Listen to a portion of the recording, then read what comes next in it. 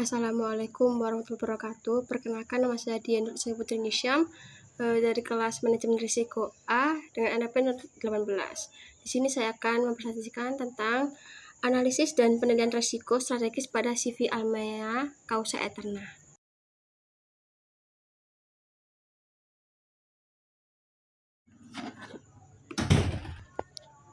CV Almea Causa Eterna merupakan perusahaan ekspor yang berfokus pada distribusi rempah-rempah berkualitas tinggi dari Indonesia ke pasar internasional. Ini didirikan dengan tujuan untuk mendukung petani lokal dan memperluas akses pasar global dan juga memperkenalkan kekayaan alam Indonesia kepada dunia. Serta tujuannya untuk menjadi mitra strategis bagi pembeli yang mencari rempah-rempah dengan standar yang terbaik. Selanjutnya yaitu ada identifikasi risiko. Ada dua, yaitu risiko internal dan risiko eksternal. Yang pertama tentang risiko internal, yaitu kesalahan perhitungan kesiapan modal. Perhitungan kebutuhan modal yang tidak akurat dapat menyebabkan ketidakseimbangan arus kas karena biaya operasionalnya sangat tinggi. Yang kedua itu tentang kerusakan barang di gudang. Produknya sangat sensitif, seperti rempah itu mudah rusak akibat kondisi penyimpanan yang tidak sesuai SOP-nya, seperti suhu, kelembapan, atau investasi hama sehingga mengurangi kualitas dan nilai jual produk. Yang ketiga yaitu kesalahan perlakuan terhadap bayar. Kurangnya profesionalisme dalam memahami kebutuhan bayar dapat menyebabkan ketidakpuasan dan hilangnya kepercayaan. Yang kedua yaitu tentang eksternal risiko. Yang pertama, penurunan jumlah suplai barang. Faktor seperti cuaca ekstrim atau kegagalan panen dapat mengurangi ketersediaan bahan baku, meningkatkan biaya produksi, dan menurunkan daya saing perusahaan. Yang kedua, harga pelayaran meningkat. Kenaikan biaya logistik internasional akibat konflik politik atau fluktuasi ekonomi global membebani bayar dan menurunkan daya beli, yang berdampak pada volume ekspor. Yang ketiga yaitu penipuan oleh bayar. Risiko bayar tidak bertanggung jawab, seperti penundaan atau kegagalan pembayaran, dan menyebabkan kerugian finansial besar pada perusahaan, reputasi perusahaan di pasar internasional. Selanjutnya yaitu analisis risiko kuantitatif. Untuk risk assessment-nya, kode E1 itu risikonya penurunan jumlah suplai barang, impact nomor 4, likelihood nomor 2, dan levelnya nomor 8, konklusinya sangat tinggi. Untuk kode E2 yaitu risknya harga pelayaran meningkat, impact nomor 2, likelihood nomor 2, dan risk levelnya nomor 4, konklusinya rendah. Untuk E3 yaitu penipuan oleh bayar, impact nomor 5, likelihood nomor 3, dan risk levelnya nomor 15, konklusinya ekstrim. Nomor 11, kesalahan perhitungan kesiapan modal, impact nomor 4, likelihood nomor 3, risk levelnya nomor 12, konklusinya ekstrim. Nomor 12, kerusakan barang di gudang, impact nomor 5, likelihood nomor 2, risk levelnya nomor 10, konklusinya ekstrim.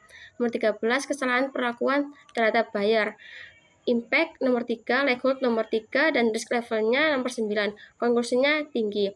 Lalu untuk risk matrix-nya, untuk E1 impact-nya ke mayor, lalu E2 ke minor, E3 ke katastrofik, dan 11 katastrofik, 12 katastrofik, dan moderate 13.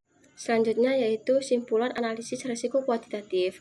Untuk kode E2, level of risk-nya termasuk low risk. Untuk kode E1 dan 13 termasuk high risk. Dan yang kode E3, 11, dan 12 termasuk extreme risk. Jadi kesimpulannya yaitu setelah menganalisis dengan kriteria dampak risiko dan kriteria kemungkinan risiko, risk assessment, risk matrix, dan risk responses, didapatkan kesimpulan yang dapat membantu perusahaan memprioritaskan respon terhadap risiko berdasarkan tingkat keparahannya. Selanjutnya yaitu penilaian risiko berdasarkan root cause analysis Fishbone.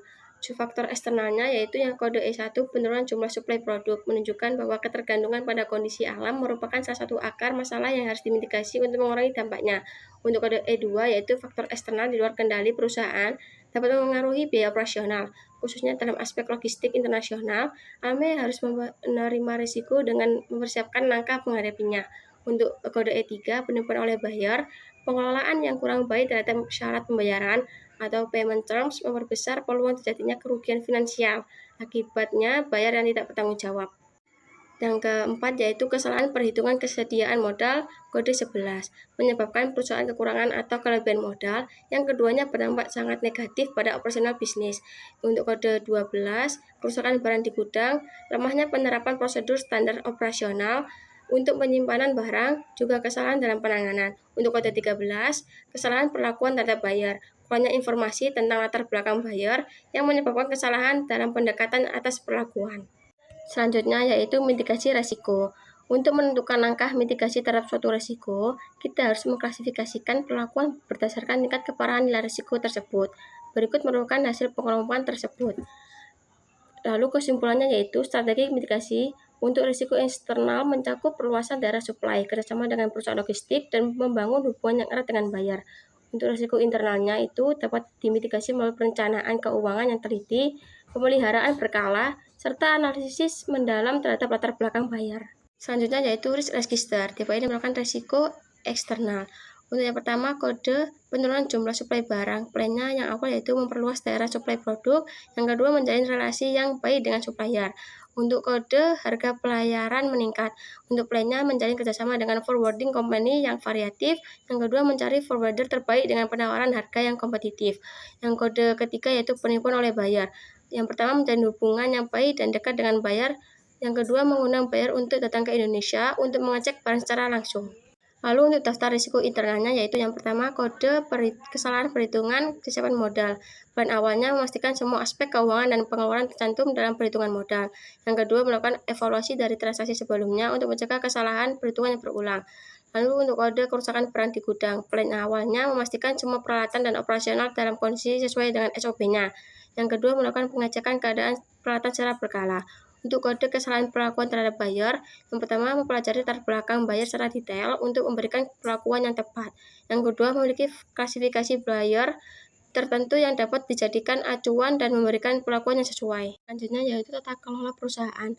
Yang pertama, sistem tata kelola CV Almea Causa Aeterna menerapkan sistem tata kelola yang komprehensif untuk memastikan pengawasan yang efektif, praktik bisnis yang etis, dan pertumbuhan yang berkelanjutan. Ada 4, yaitu yang pertama tanggung jawab kepemimpinan, kedua keterlibatan pemangku kepentingan, yang ketiga kontrol kualitas dan keamanan produk, dan yang terakhir kesejahteraan dan pengembangan karyawan. Yang kedua yaitu struktur perusahaan CV Almea Causa Aeterna.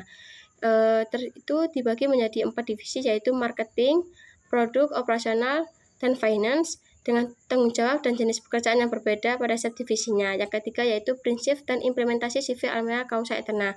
Memiliki slogan CPR yaitu Your Core, Precise and Reliable Partner. Yang pertama core yaitu artinya proses cepat dan efisien tanpa penundaan. Yang kedua precise, ketepatan dalam memberikan produk berkualitas.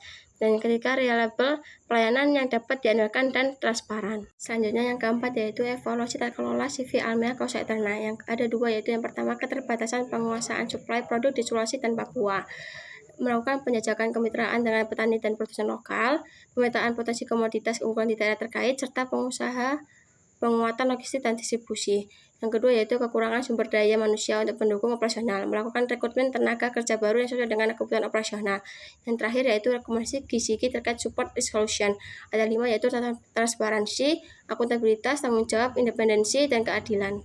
Selanjutnya yaitu saran kesimpulannya yaitu menunjukkan bahwa resiko seperti mengembangkan sistem identifikasi resiko yang hitungan modal, operasional, dan gangguan baruan skala pada risk dapat memberikan dampak kedua yaitu meningkatkan terhadap keberlanjutan dan meningkatkan transparansi dengan memformalkan langkah mitigasi yang diusulkan dan mendokumentasikan hasil rapat untuk menangani tantangan ini secara efektif. Seluruh divisi. Pentingnya penerapan yaitu optimalisasi rantai pasok, melakukan diversifikasi termasuk perusahaan yang wilayah Indonesia untuk meningkatkan ketergantungan pada daerah tertentu dan memitigasi risiko berkelanjutan.